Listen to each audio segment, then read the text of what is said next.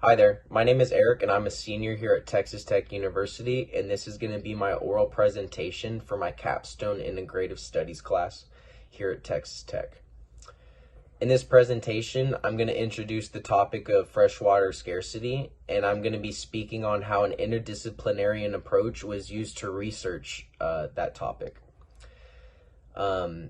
I'm also going to further elaborate on findings that I found in my research and any type of conclusions that I feel like can help slow down, because I don't think that we can solve the issue of water scarcity as an entire issue. Anyways, this research paper, I dove into conservation studies and methods that companies have implemented into their own operations in an attempt to control and reduce the use of their own fresh water. This was in order to show that the environment as well as businesses can mutually benefit from changing our current fresh water usage practices. The goal of my research, it was not to solve the issue of water scarcity entirely, but it was to see how companies of varying sector types around the world have found innovative ways to use, reuse, and reduce their usage of the precious natural resource.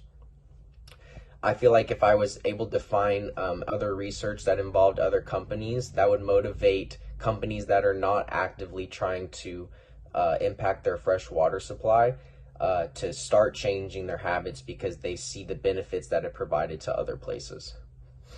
In our RepGo book, to define interdisciplinary studies and when you would use it on a problem is if the issue being examined is complex, multiple disciplines offer valuable insight concerning the issue, or no single discipline is capable of solving the issue. And in that instance, I feel like water scarcity checks off these boxes, because trying to pinpoint one single cause of fresh water supply depletion is just not possible. Many disciplines, they try to find what the root cause of water scarcity is, but nobody can really find out the overall cause. They can just find out how it affects their single field of study. And because of that, that's why an interdisciplinary approach is needed. When no single discipline on its own can solve the issue, that's when you would want to use the interdisciplinary approach that takes two different ways of thinking and tries to combine them in a new and unique way to solve problems. The topic of water scarcity, just to make sure that we need an interdisciplinary approach by showing that multiple insights see value in it. It uses the natural environment, human interaction, the economy, governments have control over waterways, and so many other disciplines use this, such as farming, and even like family adaptive studies, like how does water affect how we are raised. But the two disciplines that I chose to focus on were two disciplines that I feel like I have adequacy in, and that would be retail management and human resource management. And with these two disciplines, I feel like they encompass all business practices that businesses can take into their own places of work, whether it's impacting their human resource or it's impacting how they're buying, selling, using their equipment, or anything that is involved with their manufacturing process. To those unaware of the retail management discipline, it is a business-related discipline that focuses specifically on an interdisciplinary knowledge of merchandise acquisition, strategic retail promotion, retail operations, and any supply chain management operation that's involved from getting products from the supplier to the end consumer. Retail managers mainly focused on cost-efficient ways of how they can improve the final cost of good in order to increase overall revenue for their company. So this comes into play whenever products being generated need the resource water. Retail managers can find ways to effectively use less water but still make the same product. Human resource development is another closely related business discipline that includes training of an individual after he or she is first hired, and then providing the opportunities to learn new skills. You're distributing resources that the company thinks will be valuable to them. And in my opinion, I feel like we can use this opportunity to, instead of just teaching about job task and how to stay motivated as an employee, we can also show how can you as an employee impact the fresh water supply here at work through our business practices. So by basically teaching your human resource at work, you're effectively going to use less water whenever you're not around. And that's showed in a brewery case that I researched and I'll talk about here further. Within my research, I chose to include various industries to show that water is a natural resource used in unique ways, from simple processes like washing dirt off of cars in a car wash to elaborate engineering cooling systems for turbines in our steel manufacturing systems. Either way, water is a resource needed outside of just a living essential, and I have a couple of cases that I'm going to talk about that show just how much water we use in our business. For instance, in Kuwait, I found a research where 140 car washes washed 25,200 cars in a single day, and they used 2 million gallons of water, and that was fresh water. They didn't have any type of catching and filtering systems. They were using just fresh water time and time again for every single vehicle coming through.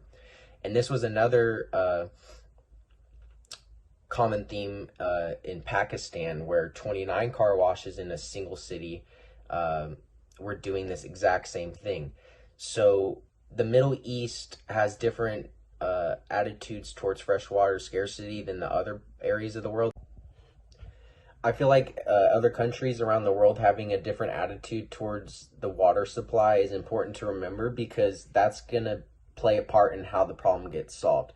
If everyone around the world has different ideas of whether or not freshwater scarcity is a real issue or not, that's going to determine whether or not the issue can get fixed. Because, for instance, one research that I dove into, it surveyed students at a school in Morocco.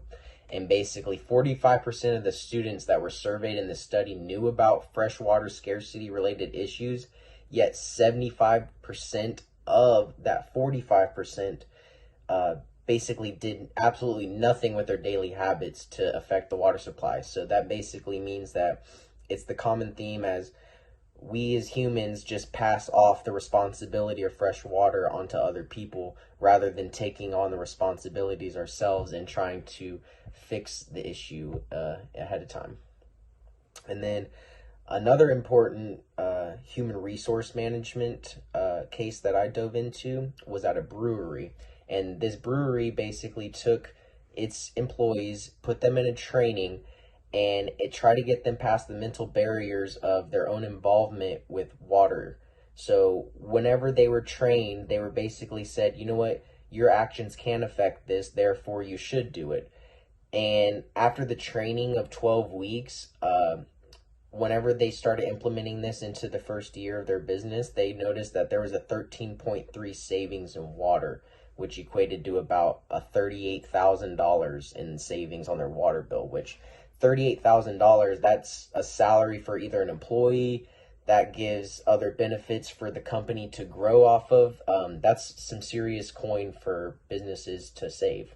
So that's a good instance that other places can take notes on to show that once you teach your resource to your human resource, there can be effective change. To conclude my oral presentation, I'm going to restate what my research went to show. I feel like my research shows that changing employees' attitudes and educating them on water scarcity can have a great effect on operational expenses as well as individual consumption on the supply when they're outside of work. Other companies in a variety of industries should adopt similar training methods, or they should look at, if they don't have the opportunity to train their employees to use the water, how can they upgrade their equipment to use the water more effectively, or how can they recycle the water that they collect. These are all things that this research went to go show. And because I use an interdisciplinary research process, I feel like I was able to develop a more comprehensive understanding in the result of water scarcity, and that resulted in me integrating the insights from both human resource management and retail management into a new and more complete understanding than I had before, or if I were to rely on a single discipline.